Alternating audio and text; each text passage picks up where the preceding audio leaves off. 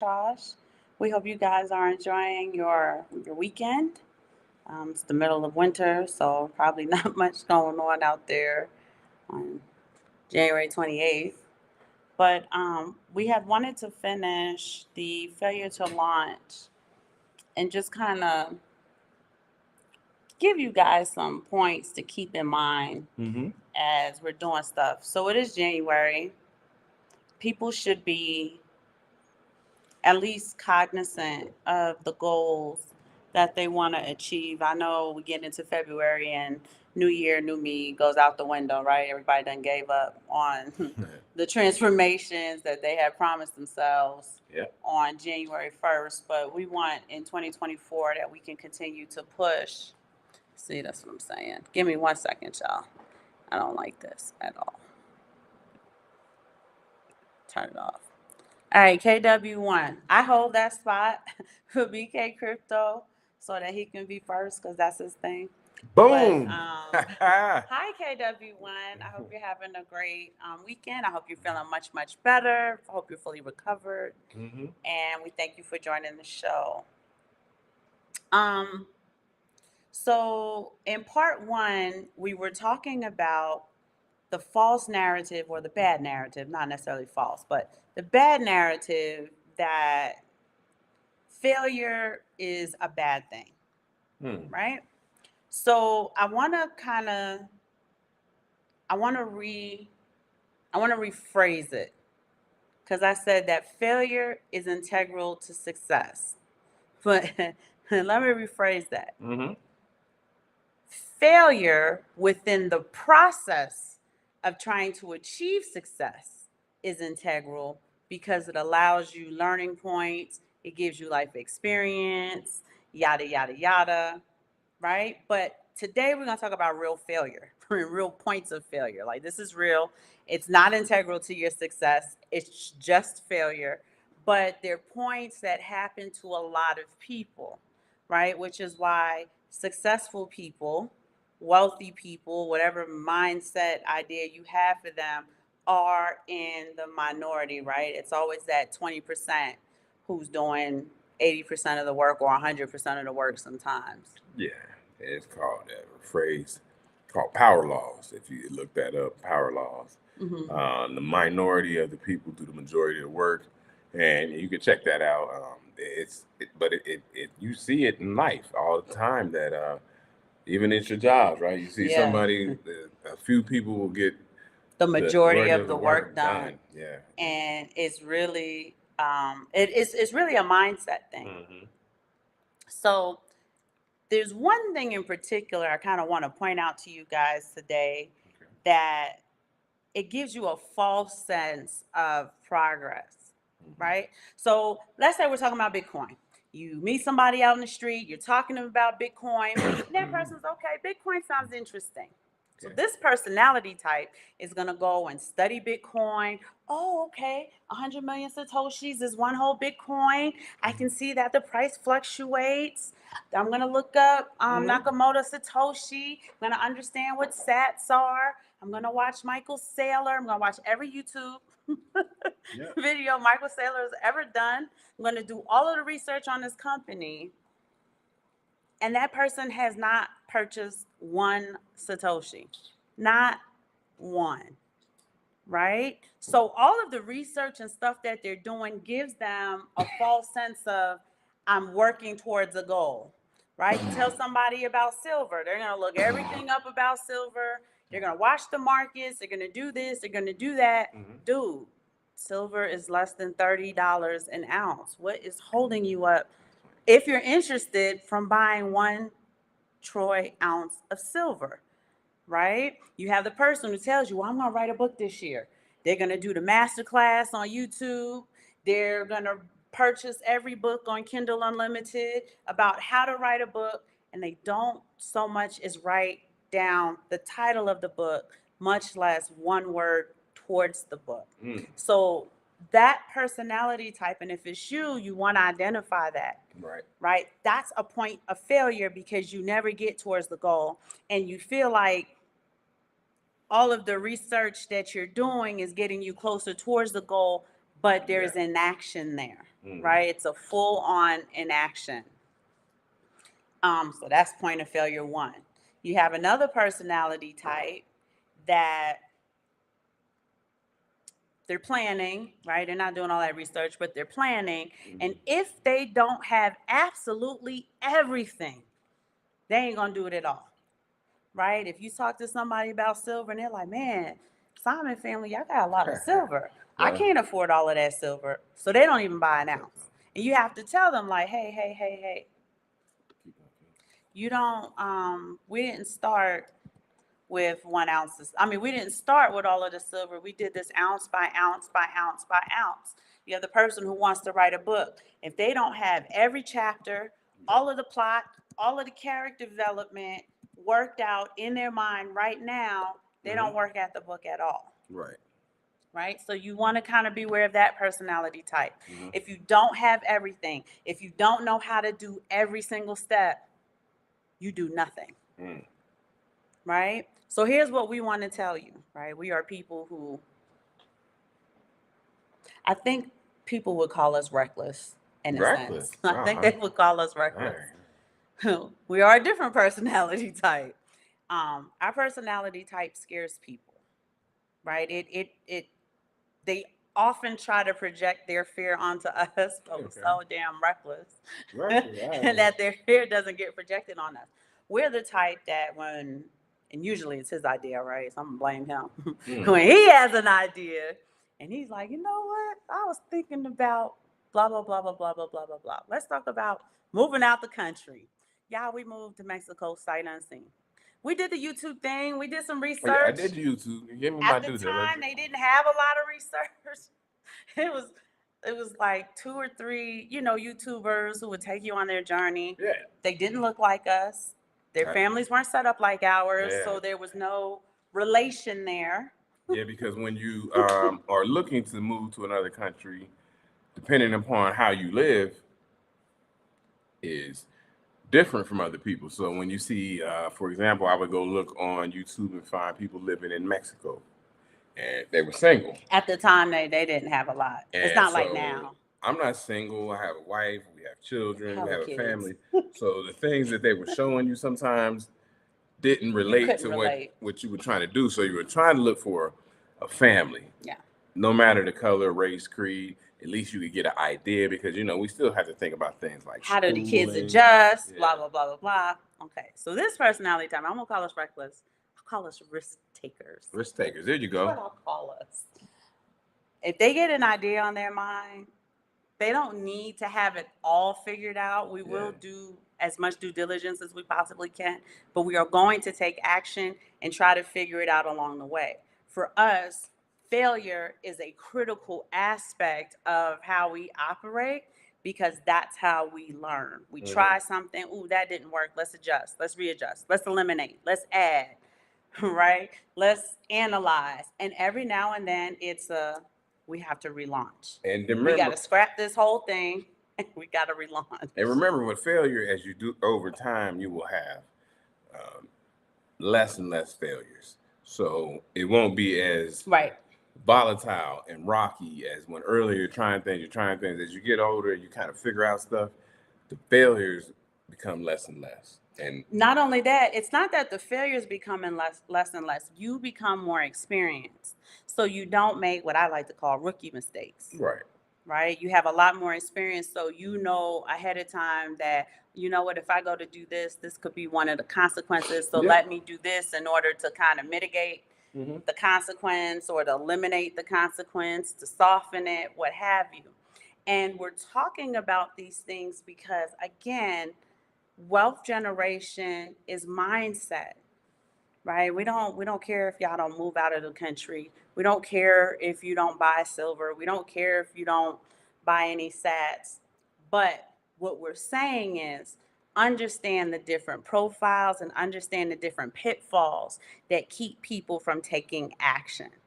Your wealth builders, your successful people, the people who have the best outcomes as far as lifestyle and life goes, are action takers.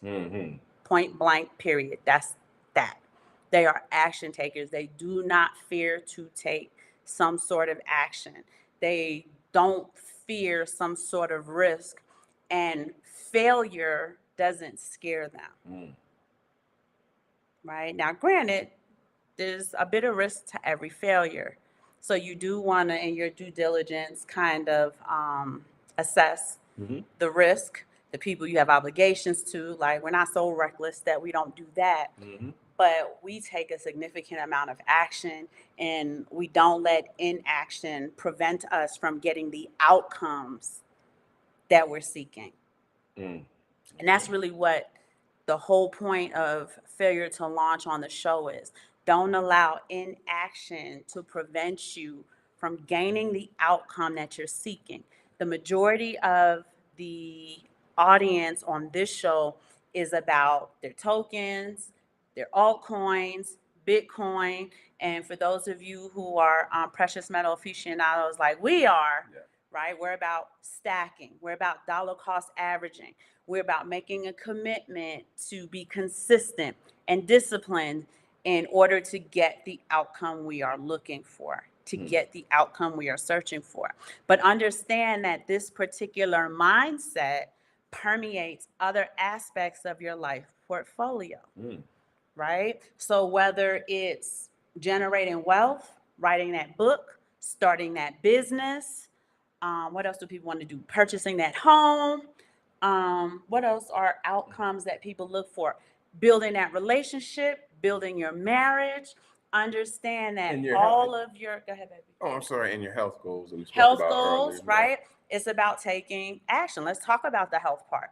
You watch all of these TikTok videos, BK Crypto, boom. I tried to save your space, but KW1 took it. What's up? What's up? What's up? Is that Will? That's Will 45. What up? Hi, What up? Will 45. How you Thank doing? you so much for joining Yes, us. yes, indeed. So people watch all of the TikTok videos with the juicing. You're watching the different exercises, low impact exercises, if you got bad knees like me. Things you can do in your house so you don't have to have an expensive gym membership. You can watch that stuff till you blue in the face, but until you actually get up and get moving, right? Nothing's gonna happen. Right? My goal this year was to do minimum 10,000 steps a day. Right? I am excited if I can get at least 15,000 steps a day. If I can get 20, I'm over the moon, but my feet hurt.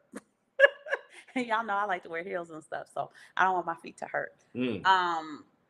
Bitcoin Zay was on our last show, and ladies and gentlemen, if y'all are up walking around anyway, if you still go to work on site, you work at a big ass hospital like we used to, and you know your unit is 1,000, 100,000 steps from the cafeteria, definitely download S Miles. I'm telling y'all, we're not sponsored by them, but it's a way to stack stats. There were a few little things Bitcoin Zay left out, so let me clarify them for you now, since I've been doing the beta testing. Okay. So you want to download S Miles or Smiles, right?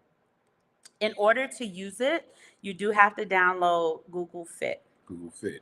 It is not a real-time pedometer, meaning it is going to aggregate your steps, and then every so often it'll refresh. If you use a smartwatch like I do, your smartwatch is going to be way more accurate in your steps than Google Fit and S Miles. They're giving the sats away for free, so understand you're not going to get, 200,000 sats. No, you're not. For 10,000 steps. And I want to reiterate, because Bitcoin Zay had said in the last show, shout out to him, Bitcoin Zay, that he has 33 different ways that you can, in his new book, and to earn sats in his new book. Yep. So we got to support that, get that book, learn these ways to get free sats, because he said something I thought was very key. You can earn sats by doing something that you're going to do anyway. So if you're going to go ahead and walk, if you're going to use the card, get some, what do you say, rewards and sats. If you were going to purchase stuff from this place anyway, you definitely want to do that. Yeah. But I'm talking specifically because we're on the discipline mindset, right? Okay. So S miles, we're gonna get the steps in. Mm-hmm. For those of you who maybe notice, like, you know what, when I look at my pedometer, my watch, my phone, I'm only getting like 1,000 steps a day, and I've been up for the last 18 hours. Maybe earning sats might encourage you or motivate you to try to get more steps in. You get about 1 sat per 1,000 steps.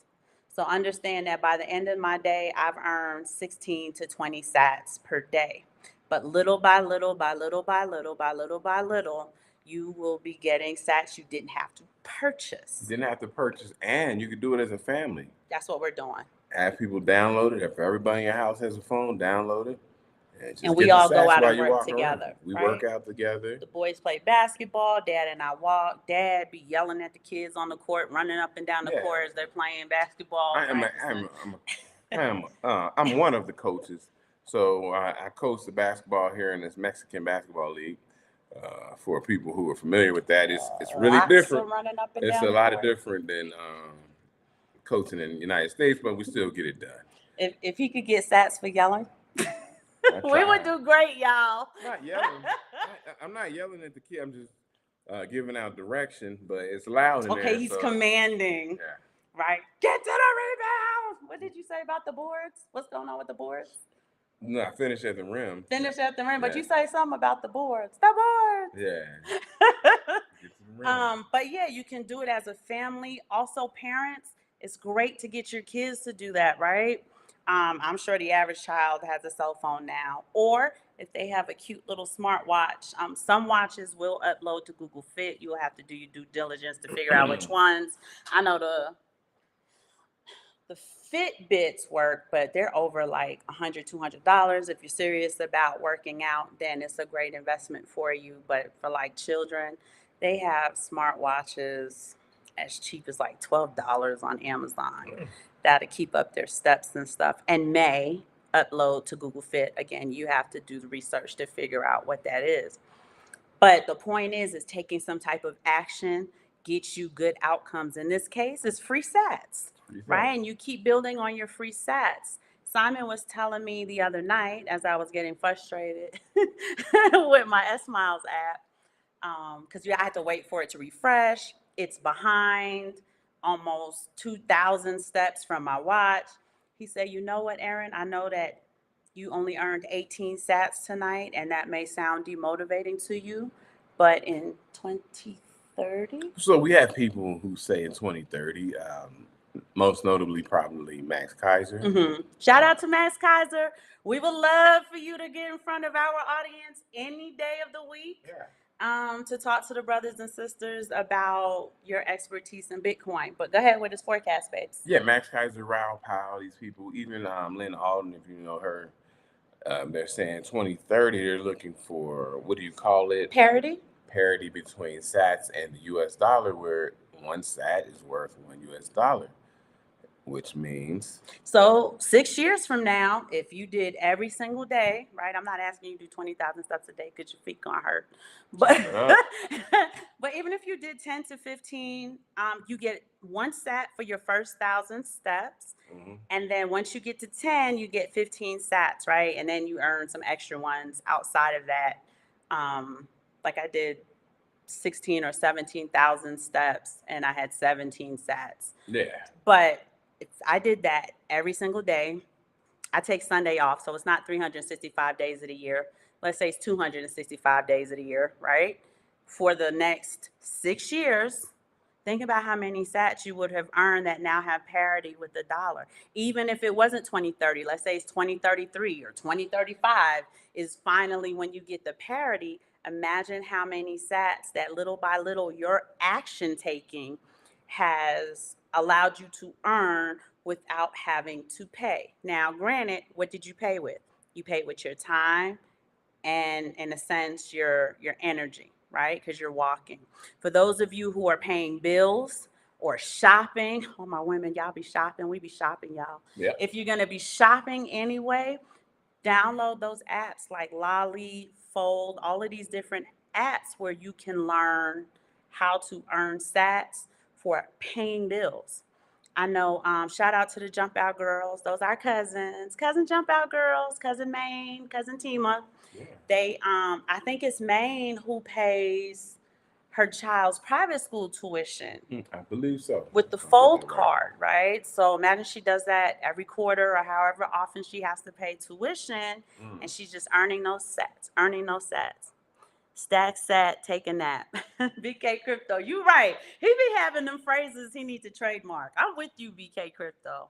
And Simon's always talking about stack silver, stack sats. So if there's a way where I can give hubby's wallet a break, I'll earn the sats with my feet, right? And just give hubby's wallet a break. He's gonna be stacking anyway. We have Swan Bitcoin. Yeah, we're gonna do a whole show on Swan Bitcoin. But just tell them a little bit about it, sweetheart, what we do every week. It's just about dollar cost averaging on Swan Bitcoin. You can set it up to your bank account, and you can have it taken out of your bank account at any time. They do it daily now. If you wanted to say save $300 a month in Bitcoin, Okay, baby. you can have it taken out once a week, right? They're gonna take out that amount once every 2 weeks. But they have it now to where they take it out once a day. So that would take out basically $10 a day. So it kind of feel like an acorn kind of thing. Yeah, and so what it does is it smooths out the volatility. Whether the price, you've seen it pop up to 47, drop down to 40, 40, and everywhere in between. If you're buying it every day, you're not buying it at the highest price or the lowest price, but you're buying it somewhere in the middle, and you're getting a great average across the month. Right. And so you don't have to take the big losses. Oh, I bought it at the top, it dropped, and trying to sit around and catch it at the bottom and see if it rises. So that's a good way to smooth out the volatility. We're going to do a whole show on Swan Bitcoin. There's some Swan Bitcoin and people who work for Swan. We're trying to get in touch with, maybe get on and give us the the full rundown and some nuances that we may or may not be aware of. So that's something we're working on. But as we said, now you can look up Swan Bitcoin and start, getting your Bitcoin almost daily if need be. BK Crypto said if y'all was still in the U.S., he would have sent us some crypto apparel. And I would wear it on the show, BK Crypto. I would tell him, I'd be like, boom, he's first. And B, look, is his apparel, right? Well, I would wear it. Okay, I would too. I would wear your swag, no problem. Yeah, but and that's how we gotta support one another, right? If that's what we could support you with, we would absolutely do that. Yeah, Unfortunately, most definitely. Mexico. Stuff getting to Mexico is something. It's a wonder that they're still alive. The way sometimes I feel like they cut off from the world. Yeah, the way you move through customs from the United States and Mexico because of some of the problems of, if you will, the drugs and things and people coming back and forth. They're very tight on the things that you can and cannot get. I mean, your apparel would get here. It would take a while. Very often our stuff gets delayed at customs because they go through every single item. Yeah. But we love that you have some swag. If you want to tell them where they can get your swag from, go ahead and put it in the chat, BK Crypto, and I will be mindful to mention it in our show so that they can grab it. I'll also put it in the drop down so that people have access to your swag. So definitely let us know how people can access it. Oh, KW1 is already. She's got several of BK Crypto's hoodies. So I love that y'all support one another. It's cold out here. I need a hoodie, please. Oh, no problem, BK Crypto. We got your back. Just go on and send me the stuff. If you can't put it in the chat, like it doesn't like links and stuff, definitely send me an email. My email's in the Dropbox. That way I can add it to the drop down for every show moving forward. And I'll shout you out so that everybody also knows where to get it from. She bought 7 of them a couple of years ago. Well, thank you, KW1, for supporting your crypto cousin. That's what I'm gonna trademark that, crypto cousins. We're gonna trademark that. But we do need to support our crypto cousins in their business endeavors and stuff like that. If y'all want to support y'all crypto cousins here, all we're asking you to do is to subscribe to our YouTube channel if you're not already a subscriber, and try to watch our videos from there. If you get a chance, look back at old videos, because often we talk about so many things that we gotta like rerun the show so that it's new information to newer people. So definitely subscribe to our YouTube channel if you get a chance. KW1 says when she goes live with us one day, she's going to make sure she wears one. Oh, well, you know what, BK Crypto, you're going to have to send me one so the cousins could be matching. We could all be wearing your stuff on that show. So let's figure it out. Even if I got to send you shipping fee. We definitely want to do that. DHL delivers right to our back door, BK Crypto. So please send me an email so we could figure this out, because we definitely want to support you with the hoodies and stuff. And if KW1 come on the show, I definitely want to be wearing my hoodie with her. Mm-hmm. But I want to get back to what we were talking about. We brought up Swan Bitcoin because you might be stacking your sats, but maybe you're not as consistent as you would like to be, right? So this is giving you that kind of universal confirmation, like, you know what, I've been saying that I've been slacking on my sats. I wanted to get more consistent, and here is the confirmation from the universe that I'm looking for. So if you need to be more consistent, ask. What's a way where I don't have to watch it, I don't have to buy it on Cash App myself? Maybe I can use Swan Bitcoin so they take it right from my checking account on the day that I get paid, et cetera, et cetera, et cetera. So you definitely want to be doing that, but just understand that in this reality, in this dimension, action takers get the best outcomes. Action takers get the best outcomes. So you want to be mindful for certain pitfalls where you feel like you're taking action, but you're not really taking action at all. There are some people who feel like they do the visualization, and you should do that, right? It's good for you to do visualization, but you don't actually do the thing. You're visualizing yourself eating healthy, you're doing the affirmations, you're writing it down, and you never eat a piece of fruit or a vegetable or drink a sip of water. These are the little things that we want to kind of tighten up so that we have more consistency. The other thing we are certainly going to repetitiously, what's wrong? Repetitiously talk to you guys about is attaining mastery. Mastery. We're gonna get right there. Mastery. Let's talk about mastery. I'm gonna shout out to Dearbit. Thank you for joining us. We love Dearbit. Hi, Dearbit. Hi, Dearbit. Sweetheart. Thank you so much I was over there and came over here. She's hilarious. Watching on both. So yeah, shout out for that. We love you. We love you guys coming in. The Colonel's on. Hi, Colonel. What's up, Colonel? Salute to the Colonel. Les Squares in the house. It says NJ. Are you in New Jersey? Is in the house? It says GENJ. I'm not sure what part of Jersey that is. Oh, wow. Jersey. But Les Squares in the house. So thank you guys for coming. BK Crypto, I'm serious. Email me. Like, don't say I'm going to email you and then forget. That's you grew up the passive action I'm talking Jersey. about. How Jersey? You get to Jersey a lot? No. Okay. Jersey was like going to another country. No, I went to New Jersey for a month or two in a place called Fort Dix, New Jersey. Lumberton, New Jersey, if you will. But yeah, like you said, it was a different experience. But shout out to New Jersey. Mastery. Oh, mastery. We're going mastery. Who else? Oh boy. That's Les Square. He said good evening. Oh, okay. I'm sorry. I can't read. I'm on top of the comments, child. Somebody go get my glasses. You talk about mastery, I'll stay on top of the comments. No, mastery. So we want to talk about mastery at the highest level. Let's start at the threshold level first, right? Because it's levels to this, and we want to get the people who are not at the highest level, at least to the threshold level, and then. Yeah, so it's a weird dynamic because the threshold level is the highest level for, and then you just go into higher levels. So how would you explain that? So mastery, right? Again, there's levels to this, y'all. The threshold level is at least 10,000 hours. In your field, your hobby, your passion, your purpose, whatever you want to call it, you should attain mastery. And so let's go over that. Let's attain mastery. I'm sorry, let me read something real quick. We're gonna look at this real quick. You want me to read it? It's right there. Oh, I see it right here.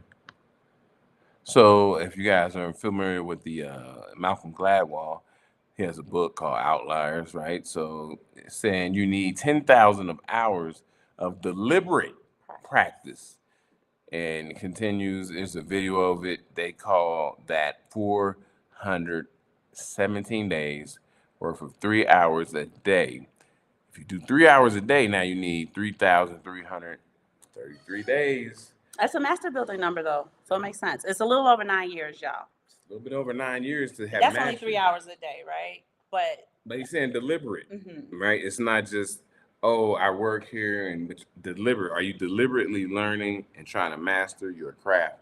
Mastery is it is paramount in anything that you do. You see people who are very successful, they mastered their craft.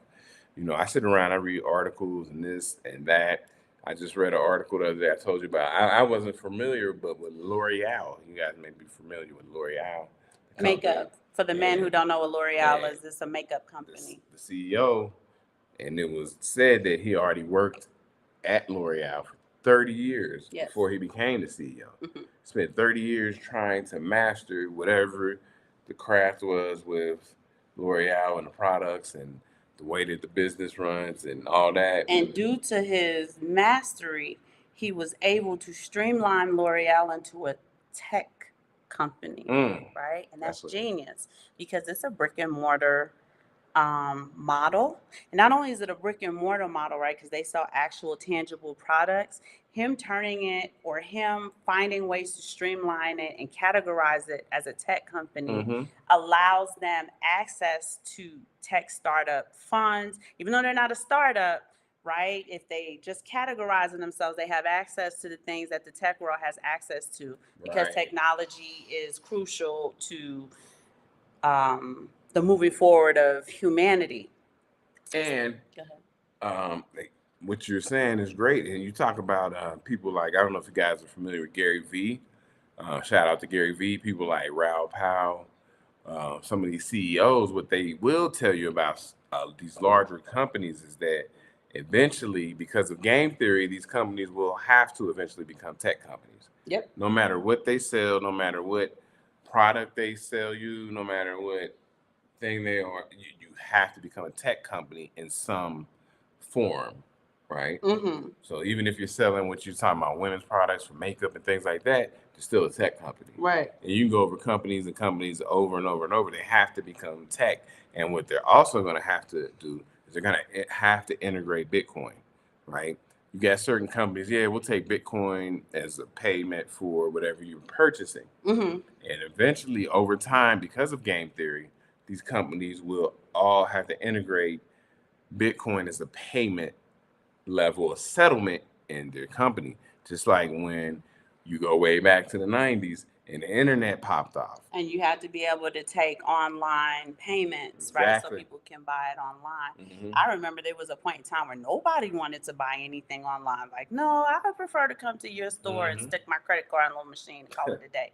And now I'm not getting up out of this bed. We're going to order it right here on this computer or right here on this phone. So, you know, what a difference a decade makes. And, you know, the first person who really put me on the game theory was definitely Max Kaiser.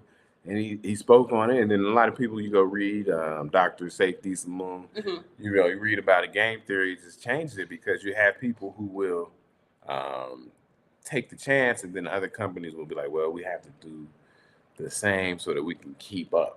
All right, you have to keep up. I'm sorry. Tron is upset because the Lions are playing. Well, we're Bengals fans, and we just watched Kansas City win, so we were like, let's go live. I'm sorry, Tron. I won't do it again. It's a long. We won't go live during Super Bowl, I promise. Well, you're in Detroit, Tron. And then Hassan is checking in. Hi, Hassan. Thank you so much for joining us. Les Square's in South Jersey. So he said South Jersey? Okay. He was close to to Fort Dix. Okay, well that's awesome. I was out there for a while. But in mastery, like I said, the threshold of mastery is 10,000 hours. They're saying 9 years if you just spent 3 hours of deliberate practice per day.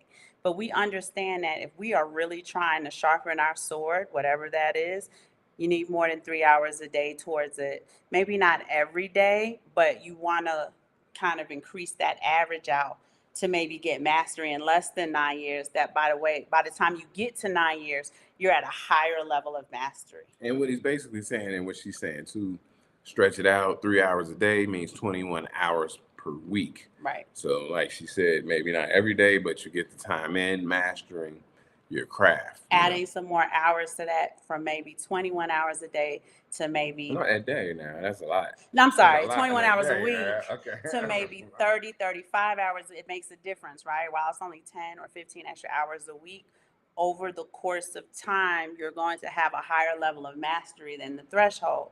And then you have ultimate mastery. So you hear terms like master barber. You hear terms like master seamstress. I know that sounds old time to certain people, but in industries that provide high-end clothing and stuff like that, those are master seamstresses. Master teachers that have to kind of send the right. prototype over. Yeah. But I'm saying, like, Dolce and Gabbana, Gucci and them, it's a master seamstress who puts that outfit together and then sends it off to be manufactured. Right. And you, like we said, master teachers, people who teach. Master teachers. When you break it down into some of the, what do you call them? Some of the trades, right? They start off as apprentice. Oh, master plumbers, yeah. So apprentice, journeyman. And then you're a master. And you're talking about, if you say plumber, you're a master plumber, master electrician. And this is the stuff that you have to master. But in these job sites, there are hours required for you to get from apprentice to journeyman to master. Yeah. And you have to spend the time. You have to spend the time mastering your craft. Time and grade, time and service. For my military people, yes, that would say it again. Time and grade, time and service. Whether you're in the military or not, if you're looking towards mastery, that's where you at. It's time and grade, time and service, right? For a lot of you who seek health care, you go to a hospital, that nurse or that clinician, whether they're a respiratory therapist, if they're IV therapy, they're coming to stick an IV in your arm, they have to have your paramedic who comes to pick you up to take you to the hospital. They have to have X number of hundreds of hours of practice in order to legally practice in the state, in the country, wherever, right? So just understand how important that time and grade, time and service is. It doesn't matter what you do every day. Whatever it is that you do every day, you should have the commitment to yourself to master it. You master it. So let me ask you, you were a master. Let me ask you, you were, as was I, a marksman, right? I was a marksman, yeah. She's a marksman. This is a sniper right here. I'm not a sniper, y'all. I ain't never killed nobody. Okay. But I was a marksman. Only thing I killed was some paper targets at the range. So being a marksman, that's mastery of what? That's mastery of my weapon. Yeah. So in addition to being able to get the target at perfect targets, I also had mastery in understanding how to discharge my weapon, understanding how to assemble my weapon, how to disassemble my weapon in a certain amount of time, how to keep my weapon clean, how to troubleshoot if my weapon ever got jammed, especially in the field, et cetera, et cetera. So I had to have mastery in that because of the job I had in the Air Force in my first part of my enlistment. But in anything you do, whether you care about it or not, if this is something you do full time, you should commit to some sort of mastery. It's one of the reasons, it's one of the aspects to mindset that separates poverty from opportunity. I'm going to say it again. Mastery is one of those things that separates poverty from opportunity. When you take the time to master something, your world begins to open and you're able to see the opportunity and the benefits of it. Whether it's for you or for other people, you're able to come up with multiple solutions to solve multiple problems when you have mastery, right? I think anybody over the age of 18 should commit to mastery in adulting, right? There's a lot of adults.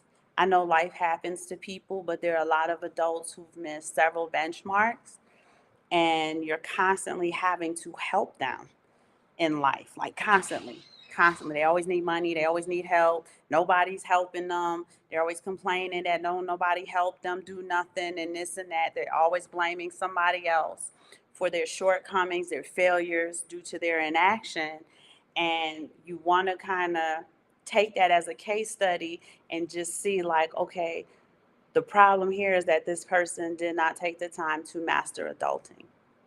They didn't take the time to master whatever it is that they needed to do to just be a fully functional adult who can take care of themselves and don't need several people to save them all the time. And we all know people like that. Mastery of self. You're absolutely right, Michelle. Thank you so much for joining us. But it's mastery of self. Two, while we're talking about mastery of self, I have a pet peeve, so I'm going to bring it up. I don't like to hear when people say, I'm Taurus and that's why I'm stubborn. I'm Aquarius and that's why I'm flighty. I'm Scorpio, so that's why I'm argumentative.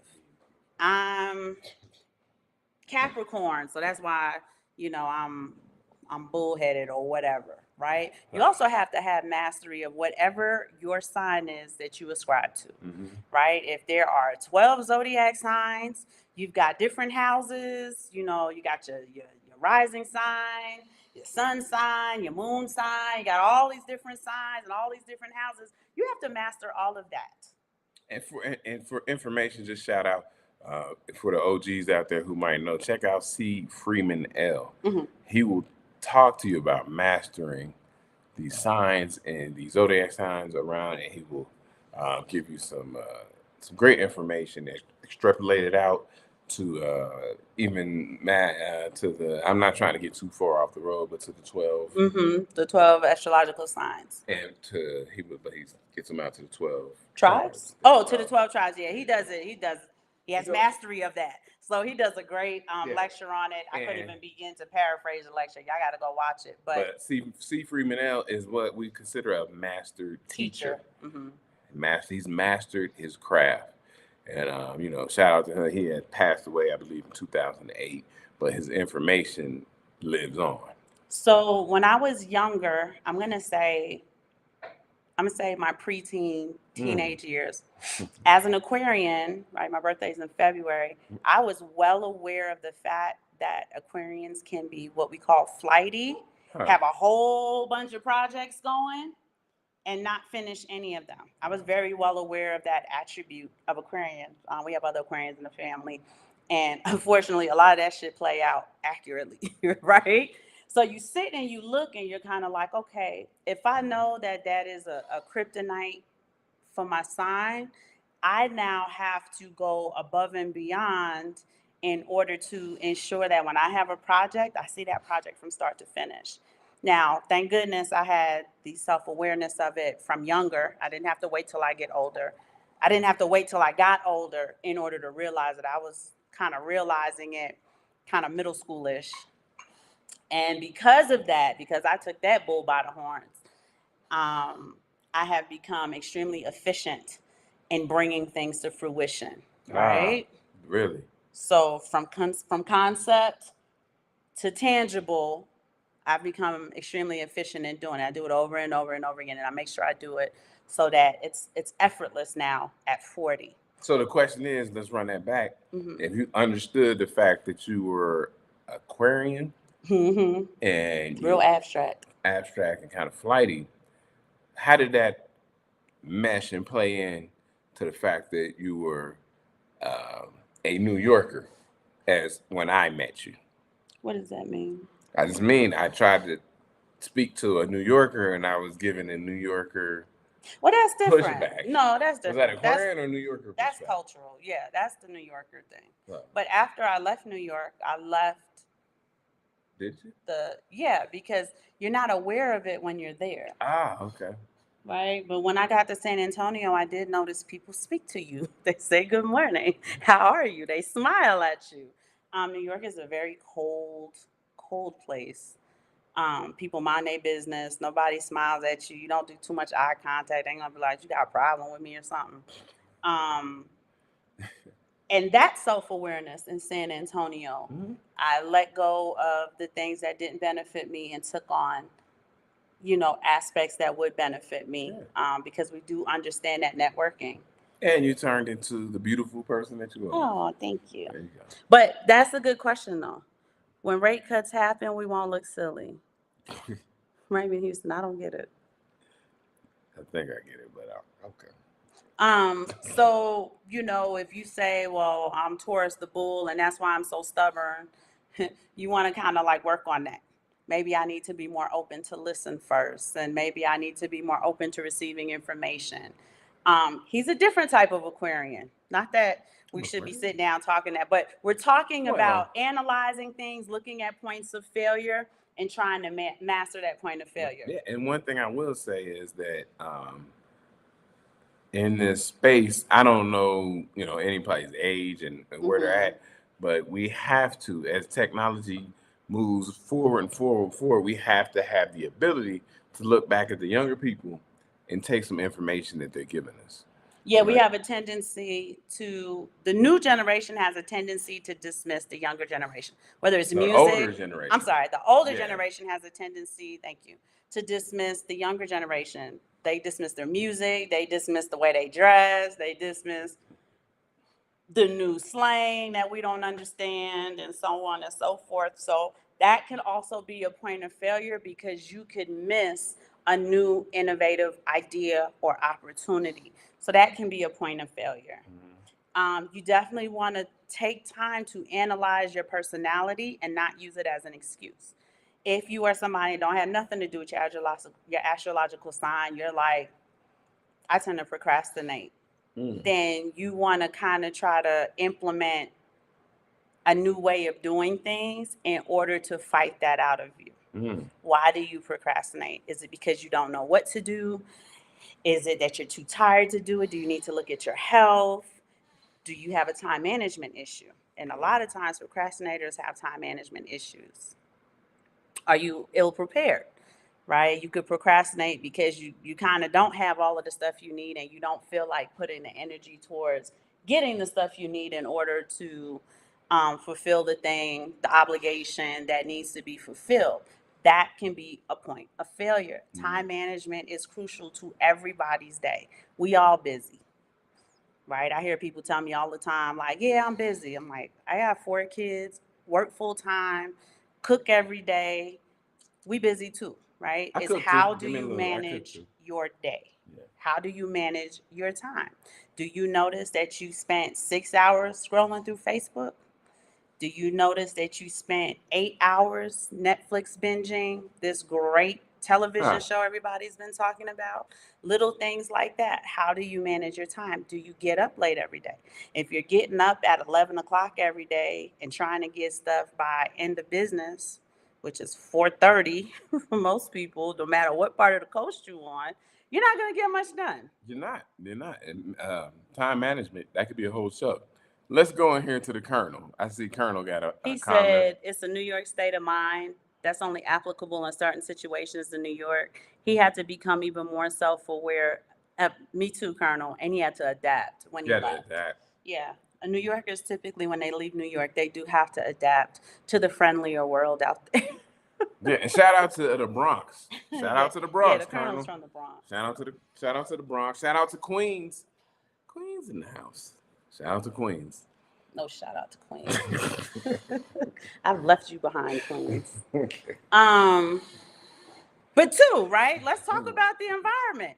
Don't let your environment be an excuse. Don't be like, I'm a New Yorker and that's why, I don't F with people. It's like, well, you need to F with people because social networking is an important part of your life portfolio, right?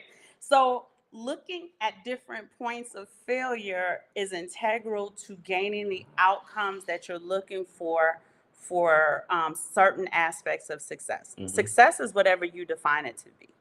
Successful outcomes are whatever you think is a successful outcome.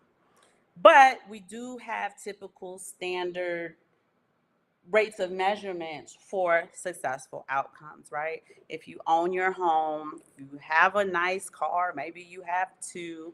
If you have a nice disposable income, you're not like struggling, you would feel that as a measurement of success, right? We've been married for 23 years. We have 4 children. 2 of them are adults. 2 of them are smaller children. I consider that to be a huge level of success. There you go. As a wife, as a mom.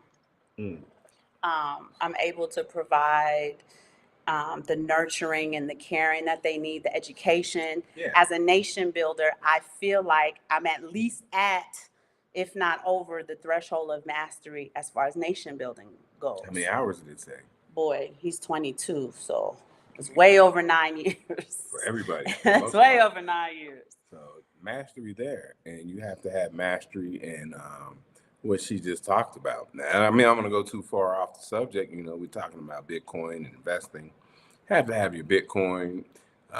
Like K, I'm sorry, W1 said, observe the children and grandchildren to help out, keep up with the future. Yes, they help us. They keep help up, you to they help you keep up with the future, right? And that's innovations of it. That's a great thing. You know, you have to turn to them sometimes for things. We talk about raising children, and they will teach you things. You know, as the world has it, you're supposed to raise your children and teach them things, but you got to have your ear open because they'll teach you things that you can't see. They see things that you can't see. The Bible says out of the mouth of babes comes wisdom. Yep. So you definitely want to listen to your children, no matter the age. Toddlers and preschoolers and elementary school children are the most profound of the childhood scale that you can get. Right. And why is that? Because they're pure, it's pure energy, and they're honest. And so what would they say that from a scientific standpoint? Dr. Bruce Lipton will tell you that the children from ages to they're born to 7 are in theta. They're in theta. So they're in theta. So they have a different way. You're not in theta. Their mind works different. Their brain works different because they're in theta. And so, like she said, they see things differently. Now, I'm glad you brought that up because for those of you who have children, because they're in theta, they emulate every single thing you do. So I've been trying to get my steps in, and often if I'm not physically walking somewhere, I'll walk in place so I can get my steps. A lot of times hubby would be sitting down doing something, and I'll be walking in place while I'm talking to him. I've noticed Santino. You guys have seen Santino. For those of you who haven't, we have a 6-year-old. He's autistic, but he's highly functioning, and he's the funniest kid in the house after Junior, right? So Junior's pretty funny. Junior's pretty damn funny, but Tino's hilarious. But I've noticed lately that Tino would be talking to his brothers and walking in place, and I don't know why he's doing that, but the things that we're telling you, all of the goals that you're aspiring for, aspiring towards, right? Your children are watching you, and they are automatically, after a while, going to do the things you do. Simon and I were sitting talking about our goals, and our 22-year-old walked in the room, and he said, "You know what? Now that I got this new job, I had to change my goals, so I went and did that yesterday." Yeah. Without us having to ask him, "What are your goals for the year? Here's your plan for 3 to 5 years." He heard us talking, and he kind of popped his head and said, "I just want to let you know, because I got the job, I ended up changing my goals to fit the job in it." Yeah. And so, and you have to do that. But that's legacy. That's legacy. I want to concept LOGI 33. So the overall concept here today, we're just chopping up some good game with the family. You know, some days we have very, what do you call them? Tactical shows, not tactical. What's technical? Very technical shows. Today, it's a Sunday. It's an easy day. We chopping up good game with the family and just, you know, going through the comments, seeing what people are talking about. So that's the overall concept for today's show. To dial down a little bit deeper, Logie, our show is called Assets and Arbitrage. And it's not just about stacking sats. We're heavy into precious metals since this is your first time here. So we also collect a significant amount of silver and gold, precious metals. But our show is understanding that the arbitrage, or the opportunity in wealth building, has a lot to do with mindset in your life portfolio. So in addition to talking about diversifying your investment portfolio with certain coins, Bitcoin, precious metals, stocks, what do we call FANG stocks, blue chip stocks. We also talk about how you can diversify your life portfolio, because the people who have wealth have a specific mindset that goes along with it. It's not just, I got 16 Bitcoin, I'm good to go, I can be my best shitty self. That's not how that works. And also we want to, when we can, talk about wealth, and it's not always about money and stacking of assets. Wealth could be your family. My wife, this is wealth. This is wealth, right? Oh, thank you. That's wealth. My wife, my children, my household. That's wealth. That's wealth to me. Health is wealth, right? We did a show on health as well, but that's paramount, man. Your health is your wealth. You can have all the money in the world if you're not healthy. What you gonna do with it? Right. So Strength said that their infant daughter used to copy them doing push-ups. The site alone backs up what you're speaking on. So I'm glad you said that, because again, for those of you who have just came on, we were talking about a great way to stack sats is an app called S Miles. So you can download it. S Miles allows you to stack sats through shopping and walking or running, right? Whatever activity, walking or running. So we had the boys go ahead and download it to their phones as well, so they can be stacking sats just like we're stacking sats. Tino doesn't have a phone, but they have the wheel every day. So in the morning, Tino will say, "Mommy, it's time to spin the wheel." So I'll go ahead and open up S Miles, just like on Fold. Just like Fold. Love Fold. So I'll open S Miles, and Tino would try to win some Bitcoin sats from Mommy. Using the wheel, right? Because he doesn't have a phone, he can't stack sats, but the older boys can because they have phones. Stronghold tokens, still on the cheap, family, but it won't last long, so go get you some. This is John Robinson. I'm not familiar with stronghold tokens, so I can't speak to it. I'm not familiar with it at all. Can I, I'm sorry. Oh, wow, you're gonna download that. S Miles, or spell Smiles. You do need to download Google Fit Strength in order to it'll upload to S Miles. It's not a real-time pedometer, so if you have a smartwatch, or I would actually use or download a better pedometer, it does it cumulatively, so you have to wait for it to refresh. Every so often I get frustrated with it, and every now and then you do get what I like to call juked. That's the West Indian word. You get juked out of some of your steps. Well, juked also mean like you take an L, If you got juked, you got stabbed, but you took an L. That's what Ghostface told me. He got juked. I thought you got stabbed. Colonel Bronx Don is on here, Strength, and I think he got juked out of 2 miles. I don't know if it refreshed and he was able to regain his 2 miles, but I'm often about 4,000 to 6,000 steps behind my smartwatch on S Miles. But hey, right? All the sats count. You earn 1 sat for every 1,000 steps. So as soon as you do your first 1,000 steps, I say you earn 1 sat. And then I do anywhere between typically 15 to 20,000 steps a day. I'll earn about 16 to 20 sats after that. Sometimes it's 18, it's real random. But you should earn less than 20 a day if you can do more than 10,000 steps. Exactly. And I'm going to do a hard pivot. Yes, sir. Hard pivot, because something I wanted to get way back to. So for my people, we were talking about mastery, right? Yes. So Dr. Jordan B. Peterson, if you're familiar with him, and I'm not sure how most people feel about him, but one thing he says is you should know 10 times more about what you're talking about. So what happens is you see people on YouTube, on your Facebook, your Twitter, and this, that, and third.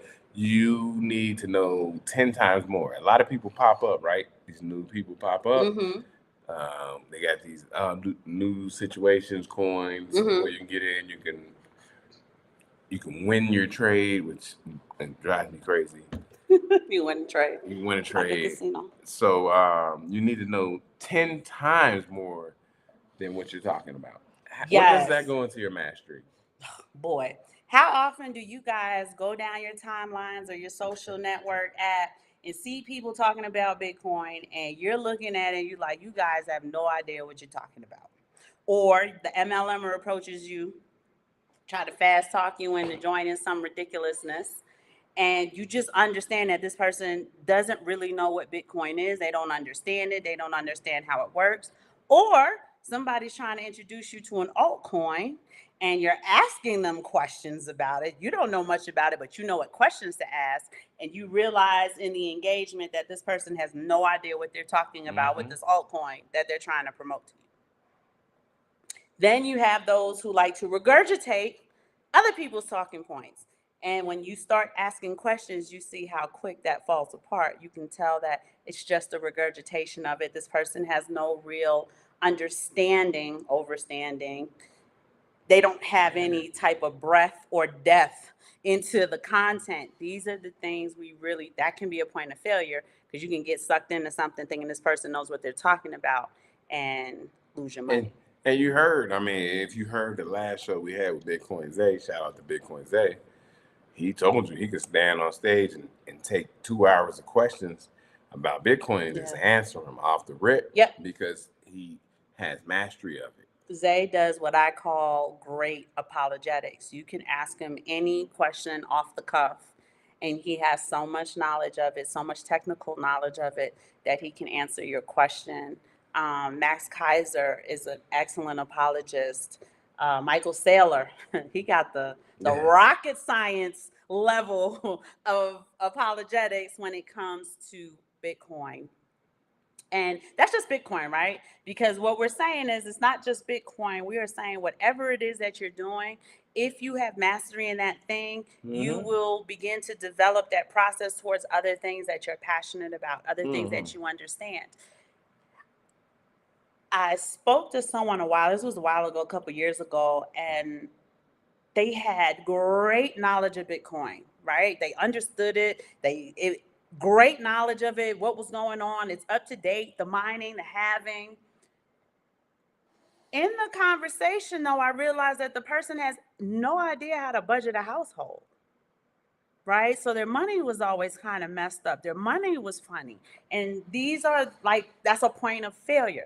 If you can get your household budget together, like how you have the concept of Bitcoin, you will have more disposable income to invest towards your Bitcoin, your altcoin, your precious metals, whatever it is you're trying to do to save your economic energy. And this is why I tell people wealth building is more than just stacking sats. It's more than just collecting beautiful silver or gold troy ounces.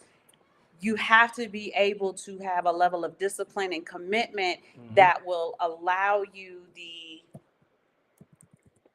opportunity to maximize and optimize your ability to invest in that thing. And these are the points that we really kind of want to make when we talk about failure to launch and points of failure. So in the last show, I talked to you about, for your action takers, for your risk takers, right? Points of failure are great. They're integral for you to gain experience. They're integral for you to have a more long-term approach to other things, like, okay, if I adapt this way, I know I can fix this and leverage this here and so on and so forth. But in this show, we're looking at actual points of failure. Points of failure are bad. You won't have points of failure like in a business. They don't set it up like that. Like, say somebody was a certain position, and if that person's not at work that day, that can't be the point of failure. That can't be the point of failure for your business. Yeah. So you gotta watch out points of failure. Let's go back to the Colonel. The Colonel said something, and He says, what does LMNM stand for? In relation to what, Colonel? Yeah, I'm not familiar with that. And then he said 10x knowledge allows you to ad-lib effortlessly. Exactly. So and because we're in the military, if a man makes it to the rank of the colonel, he has 10x knowledge. And yes, it's so hard to get the colonel, y'all. Yeah, and you can ad lib effortlessly because you know what you're talking about. Yes. It's not questions. You're not like looking at your notes and stuff. You should be able to talk about at a mastery level what you know about. Here come a master, PFC Wells. Damn, you late for the live. PFC Wells be knowing what he's talking about. Hopefully, PFC Wells will be joining us. You just let me know, PFC Wells. That's my dude. But another aspect of mastery is having the humility to tell people when you're not familiar with something. Right? The gentleman came in, he talked about the stronghold coin. I'm not even going to act like I know what that is. This is the first time I'm hearing of it. So I'm not familiar with it. often people will ask us questions just assuming that because we know a lot about this, that we know a lot about that. But I don't know anything about that. You tell me, you share me, you enlighten me on what's going on. So a aspect of mastery is having the humility to not act like you know everything, to not act like you're the smartest person in the room, but to have the humility to be like, I don't know enough about that in order to have this conversation with you. I don't know enough about that to debate this with you. I'm not trying to argue with you about it. I don't know either which way, but I often see people arguing about things, and you can tell when one party just isn't well versed enough in this argument to be a part of this argument. So I think I thought I answered you. Did I leave it? Let me check and make sure it's not stuck in my drafts. Because I know I answered you that day. So I just want to make sure I did not send it, or if you could check to make sure you received it. I'm 1,000% sure. I got to check and make sure it's not stuck in my draft. Yeah, because I thought you said Monday, PFC Well. So just let me know, because I may have to rearrange that. So we getting on with Monday with him? I would like to. Okay. But I'm going to. Yeah, he does. PFC Wells asks a lot of questions. And I'm going to tell you, your top salesmen, right, the ones who have mastery in sales, whenever you sit and watch that transaction, if any of you guys ever get to watch a top level salesman at work, they get the sale by asking questions. They don't tell you what this is. They don't tell you what this does. They don't tell, they sell. And a way that they do that is really asking you questions, trying to kind of walk you towards your answers for you to understand at the very end of this conversation that you need this thing in which I'm selling. Gotcha. I'm not convincing you of it. I'm not going to argue with you about it. I'm just going to ask you a whole bunch of questions that walks you into a corner so you come to the realization yourself. Asking questions, that's what children do. We call them precocious, and we really shouldn't. We should call them intelligent children. Children learn by asking questions. That's why small children ask 1 trillion questions a day. It drives you crazy. You know when you tell somebody. But why?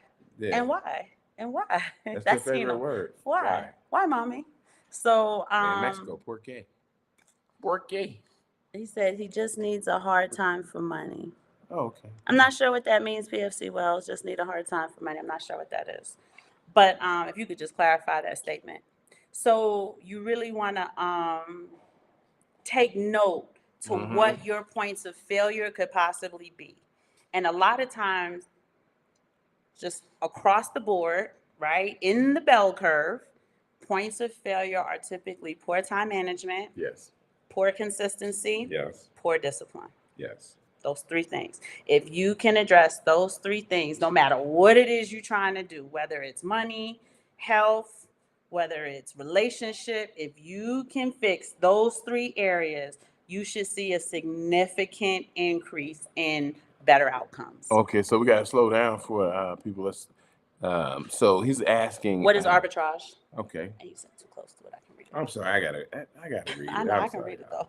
So he wants to know what arbitrage is in the world of investment. So arbitrage is there's a strict definition if you went to Wikipedia or you went to Britannica. Actually, Britannica. You'll get a very strict definition. But arbitrage, basically, as we define it, is a way to find, I don't want to call them loopholes, but ways that you can leverage the things that you have going in your favor in other areas and other places. So the best way to consider it like finding that sliver of opportunity. Yeah. So in this particular what we would say is if you had a job making money in the US dollar and you move to another country, the arbitrage right there is that the dollar is stronger than the currency of that country. So that's the arbitrage of moving abroad. You can have all kind of arbitrages all over the place. Technological arbitrages. They're really just the opportunity that allows you to leverage some type of advantage over that thing. So it's assets and arbitrage. We're always looking for the opportunity, that sliver of opportunity that we can utilize to leverage a benefit for us as investors. We're talking about the wealth transfer. Yeah. Oh yeah. We talk about planting your flags. Logan, we have We had an older show called Flag Theory. part two. It was just two Part shows two. ago. It's a couple shows ago, probably about 4 shows ago. Yeah. So if you want to go, definitely subscribe to Simon Family Investment Ventures, and you should see the shows there. But that's typically what our shows are about. And today, when we talk about failure to launch, and we're talking about points of failure, identifying those points of failure allows you to now position yourself mindset wise and action wise in order to find arbitrages and opportunities and be ready for them.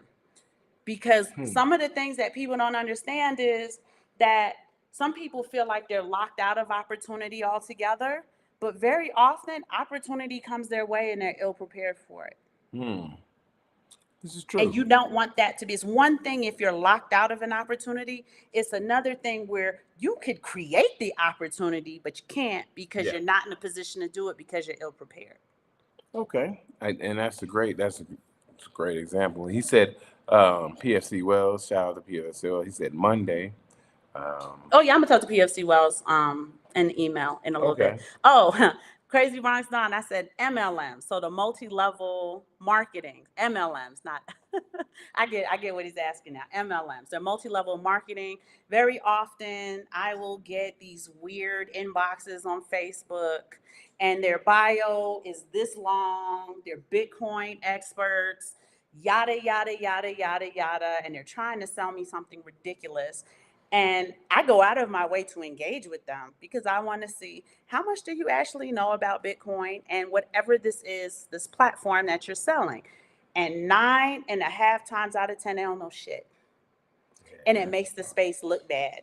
And it makes me upset because when we go out to talk to other people about Bitcoin and the intrinsic value of freedom that comes with it, that's one of the arbitrages of Bitcoin, y'all, is the level of freedom that we have from the system.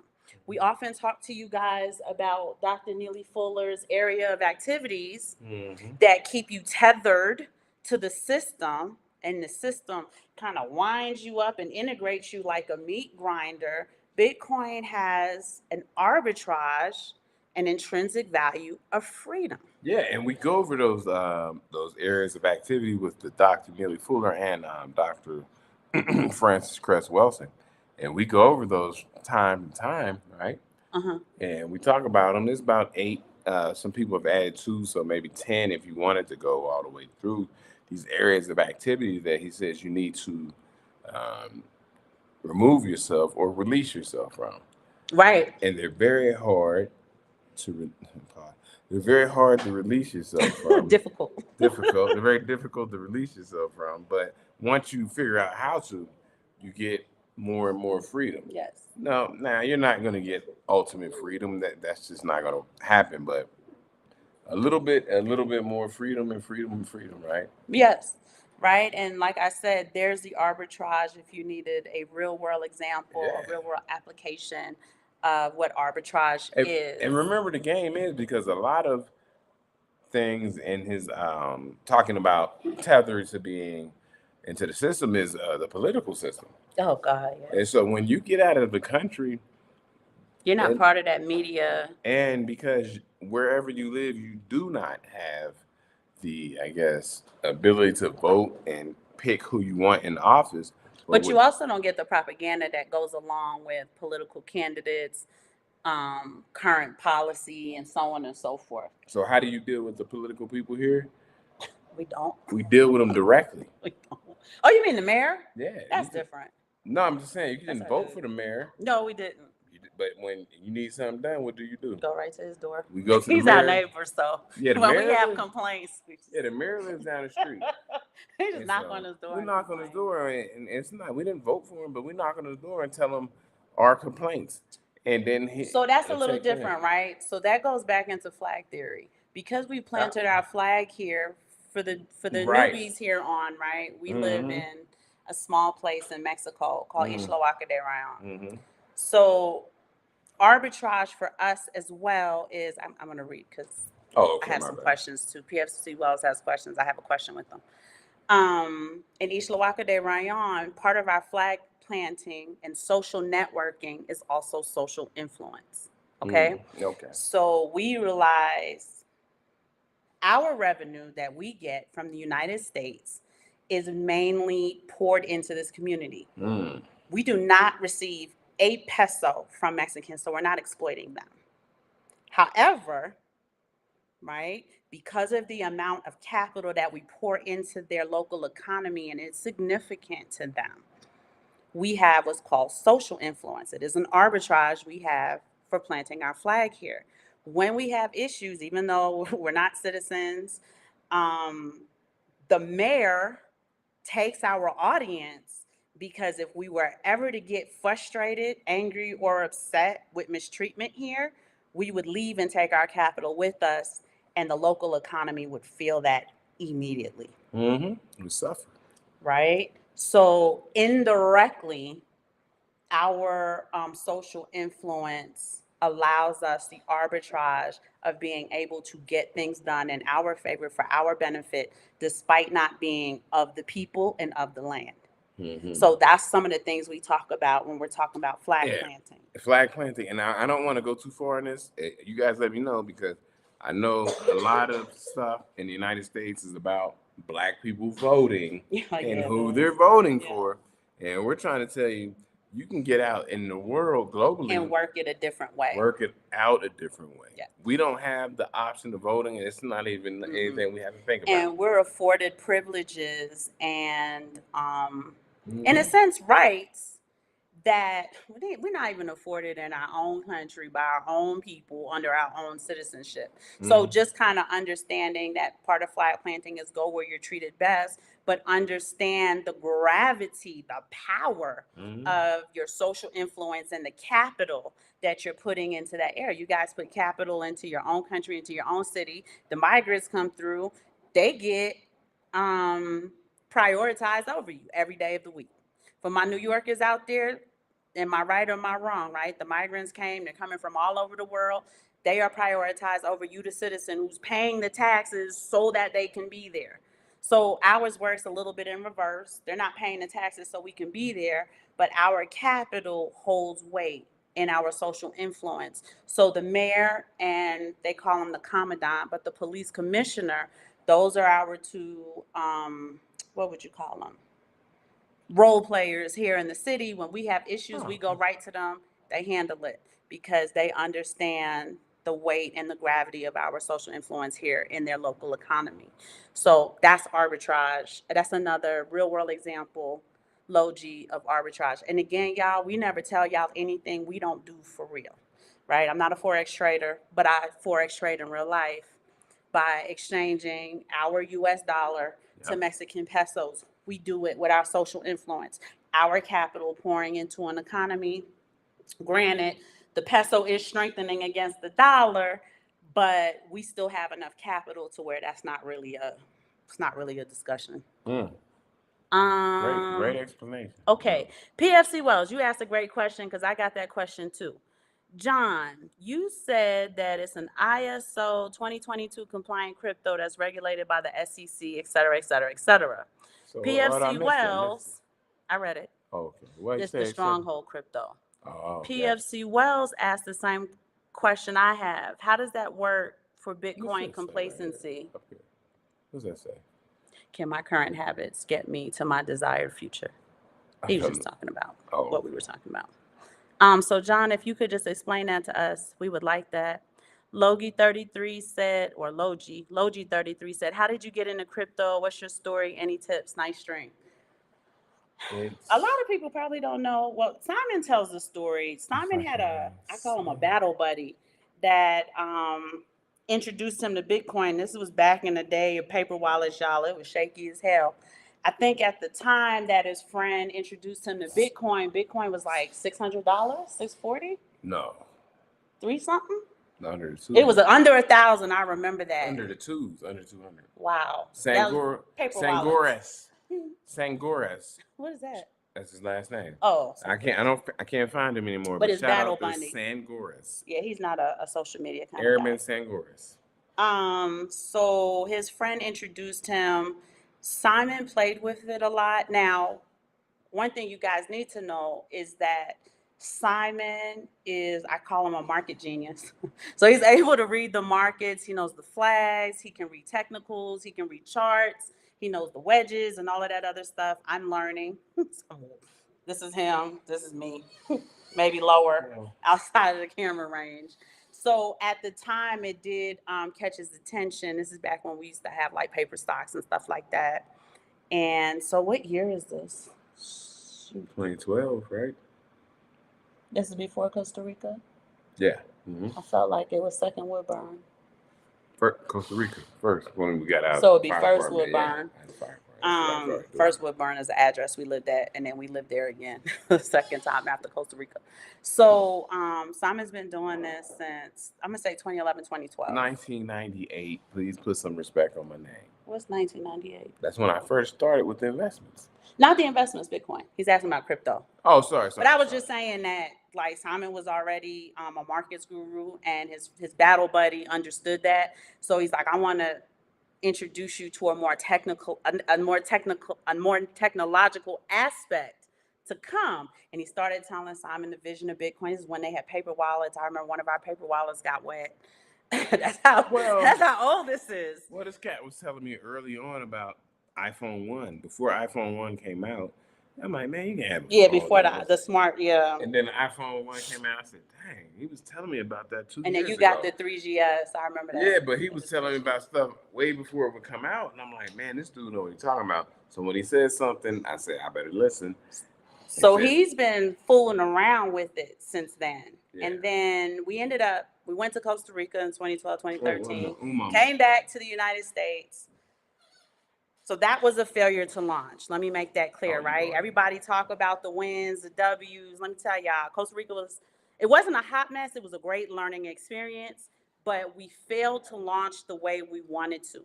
Mexico, this expedition here, this is Tino, y'all. Say hi.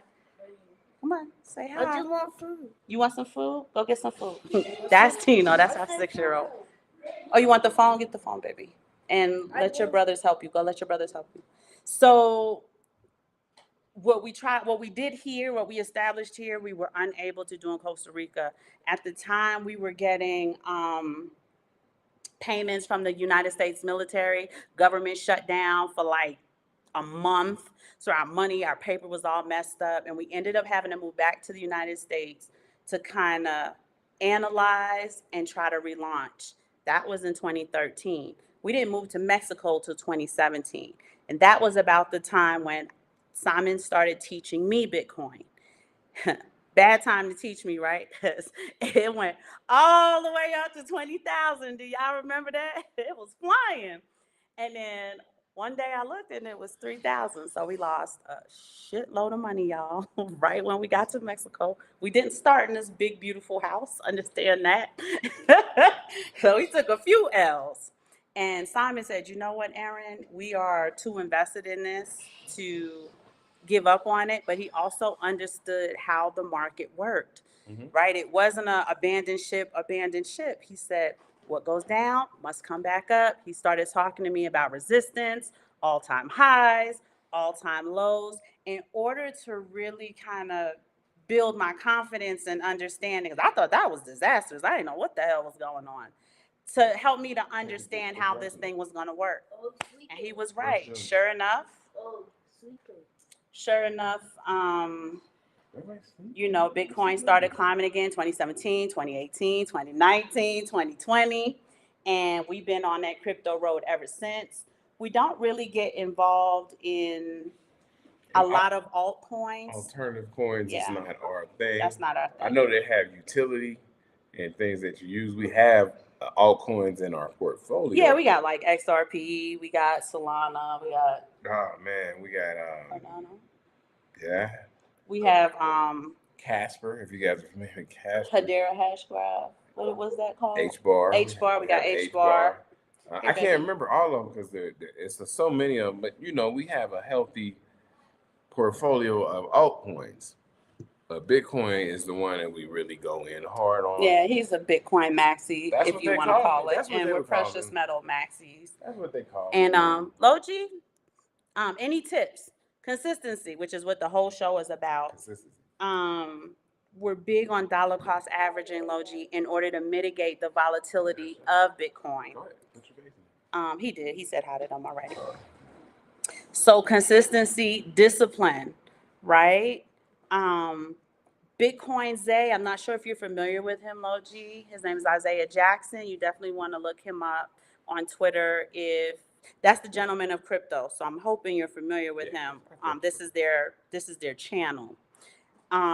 He just wrote a book. It's going to be available in February, where in one chapter he gives you 33 free ways to earn Bitcoin without having to purchase it.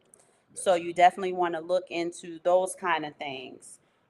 What other tips besides dollar cost averaging to mitigate volatility? Dollar cost averaging to build. Low time preference. Tell them all about that. Well, low time preference. So there's two things. This is something that has been posited by Dr. Saifedean Ammous. If you're familiar with him, he wrote the book, The Bitcoin Standard, and also the Fiat Standard. These are books that you guys should go check out by Dr. Saifedean Ammous. He will tell you low time preference and high time preference is a study about people where low time preference is you wait. You might have a long kind of investment, right? Mm-hmm. High time preference is people that you see. They come around, they want to flip, they want a 10 bagger right now. Those people, that's not how you invest. That's not But how that's you invest. never how you gain any type of wealth, period. Time. So low time preference by Dr. Saifedean Ammous. Check that out. But it just means you have to be patient with your investments. You're not getting rich overnight, correct? No such thing. You're not going to get famous overnight. You're not going to get rich overnight. They're Not the right poor way. narratives. Not the right way. But even the people who it seems like they have overnight fame, when they tell you their story, you realize they've been doing that for a long, long time. Beyonce been singing since she was like 7. Yeah, so and you didn't know her till she was about 20. He said great books. You understand? And I've been in contact with Dr. Saifedean Ammous.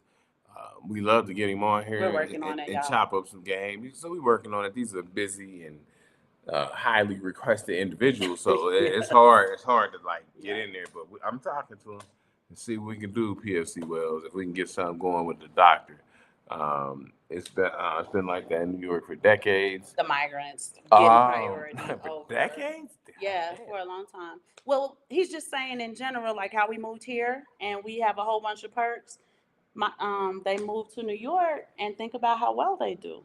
Sure right? They get the loans, they get to start businesses, they get incentivized to do things that the citizens don't have access to. And that's why it's like, well, reverse engineer that bitch and try to plant your flag somewhere so that you can find the arbitrage for your legacy building purposes. So remember, when you're planting your flags in other places, we went over this, but it's always good to talk about. You have to look for the reverse engineering. If you see people from other countries getting, what do you call it? Preferential treatment, but more, you have to understand that you can go to another country and get the same and receive preferential treatment. Yes. And then you can build your business, investments, and all these things. That's why we say, look to plant flags. Look for other places, 200 countries as they have, and probably 250 if you talk about the territories and everything. Mm-hmm. Look at these other places that you can possibly go and plant a flag. Anything. Open up a bank account. Start a business. Have like a winter home, for 2-3 months. Yeah, you don't have to be there permanently, right? Especially if that's going to be like a culture shock to you. Mm-hmm. Maybe just a place you can go for X portion of the year. But for my work from homers, my remote workers, my techies, how many countries now have some type of incentive for you to come there and work? Yep. Right? If you work from home for a United States company and you make X amount of dollars per month or per year, they give you all sorts of different incentives, and you just have to do your due diligence on which country is the best. Okay. And what those incentives are, mm-hmm. and do they benefit you in a way where you feel like you're receiving a significant amount of value. Okay. That's what's up. And so another thing I want to go into real quick, you guys, if you don't mind, what she just said about working from home, receiving payment in US dollars, let's talk about this, and you guys have to always be on top of this, the IRS, right? Oh, yes. So the IRS just changed it to $126,000, I think. I think so. The tax, Yeah. So if you live abroad, you definitely have to look into all of, because they don't apply to everybody who's planting a flag if you live abroad, you have to make over $126,000 before you have to pay. any taxes. We pay taxes, y'all. But that could be per person. So if you file separately, you could be a family. You make 120 something. They make, and you don't have to even pay taxes. And people say, "Oh, that's a loophole." Nah, So if we're you, just using the laws. They made laws, and we're using the laws to our advantage. And that's that. You So- come abroad, and even if you aren't abroad permanently or physically, Yeah. if you have it set up where this is my residence, but I work over here, boom. You don't even have to you don't have to get beat up by taxes. That's why a lot of people with money move abroad, because they can just Yeah. move around the they taxes. can move around the taxes. And there's a lot of ways, and people, they get on you like, "Oh man, you don't want to pay your fair." What do you mean fair? What do you mean fair? If you can't move around the taxes, right? You definitely have to be on top. Get an accountant, get a CPA, do whatever you need to do. Whatever you pay them will be worth it, Yeah. right? So understanding how to establish certain areas so that you can maximize your write-offs, so you can maximize your standard deductions, whatever they may be for you. Mm-hmm. You have to master those things, and you can't always, I'm not saying take on the expertise of a CPA, but you need to have mastery in how your taxes work. That I'm saying, right? If you're running a business, if you are a high income earner, that means you're also in a position where you're also going to be giving away your money to the IRS. You don't want to have to give them your money because you're a high income earner.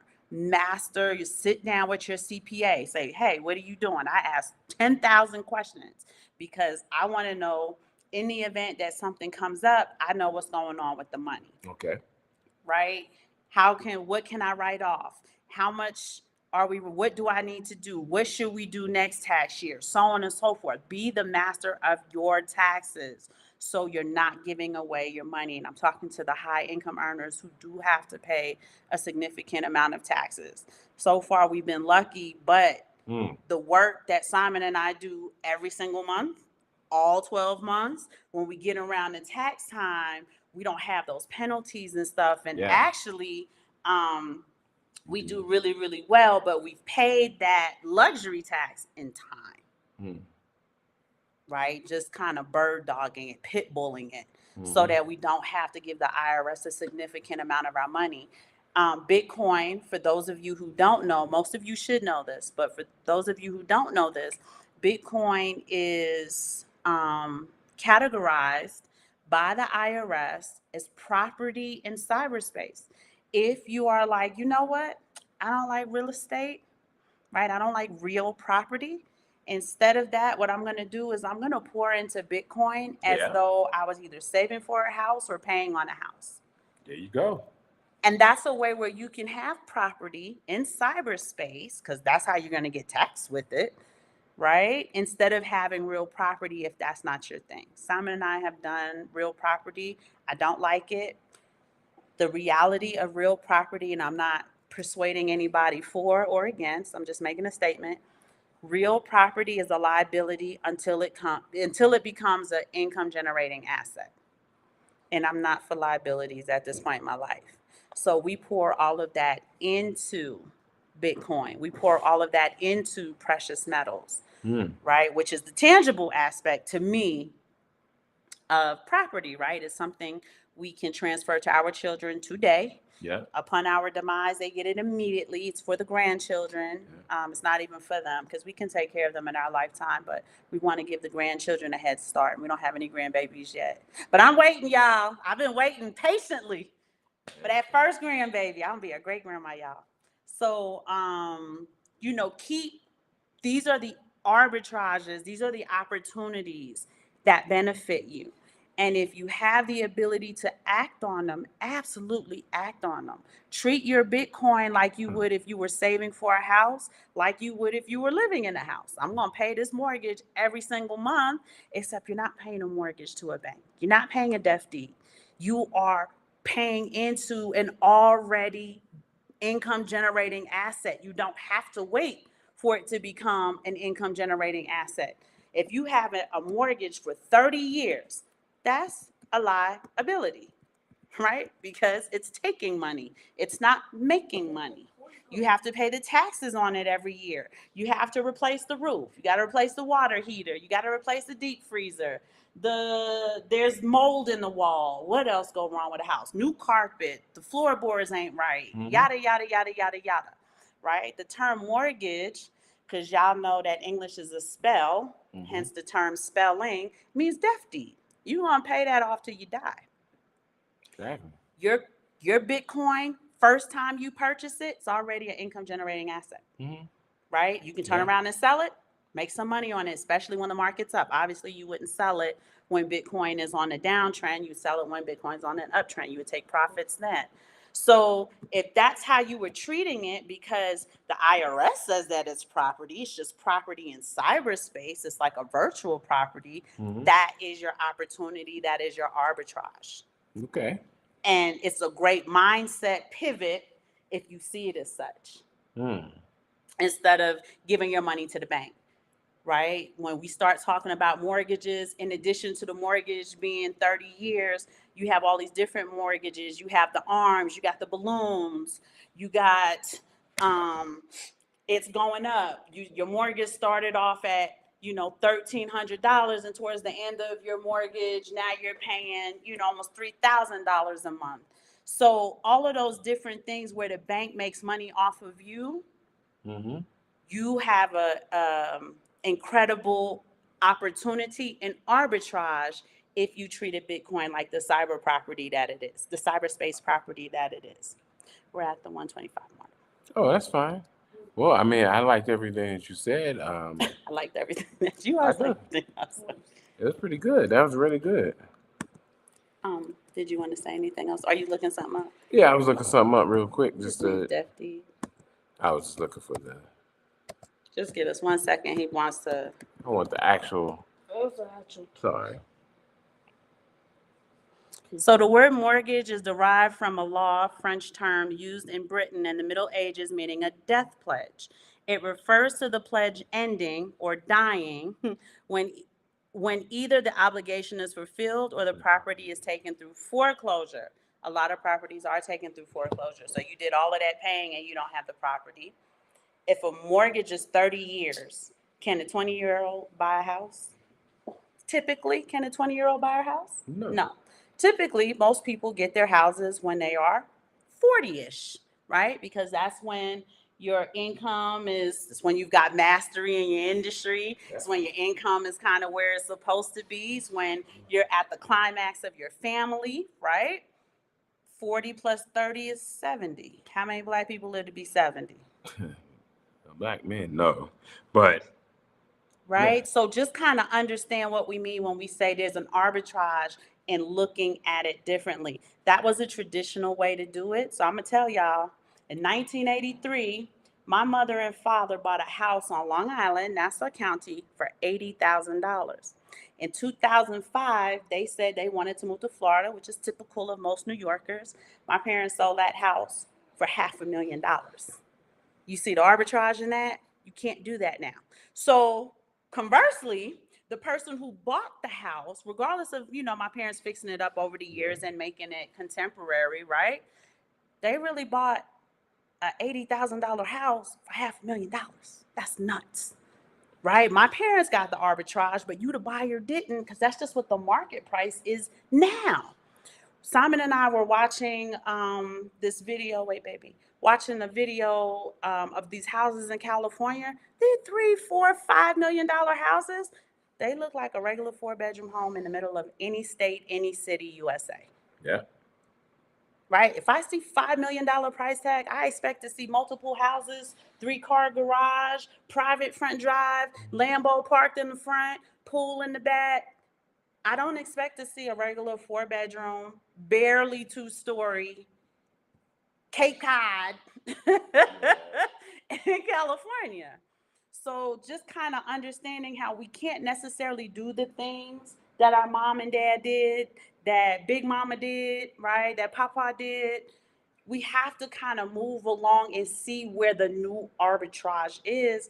And for us, property in cyberspace, you can't beat that, honey. Can't beat that. It is an asset right now. It ain't even a liability first, like real property. So we've had y'all way too long. We love y'all. It's Sunday. I hope Tron got to enjoy the Detroit Lions game. We sorry, we won't do that again. We were mad about the Kansas City outcome because we Bengals fans. Who they? And PFC Wells. Ooh, that's the route you're taking. Let me see. I want to see what his answer was. So John answered our question. Wait. PFC Wells first. When most people hear migrants, they think brown skinned folks, but that's not the only ones coming in NYC. No, you got Asians and all sorts of other migrants entering into New York City and all across the country. I brought up New York because I'm a New Yorker, but Chicago's having the same problem. I think Georgia's having the same problem. There's multiple states and cities that are having these issues.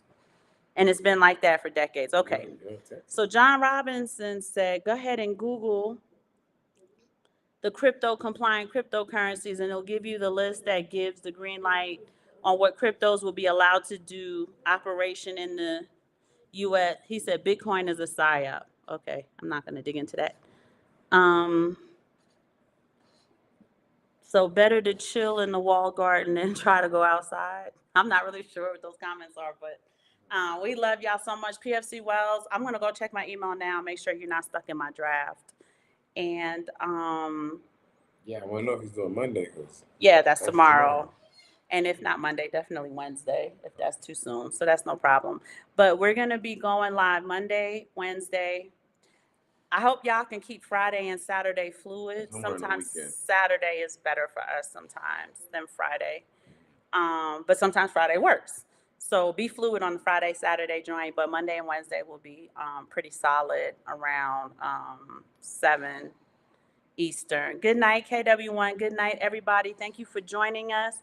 Please, we don't sell y'all anything. We don't ask y'all for money, but I am going to ask you guys to subscribe to the Simon Family Investment YouTube page.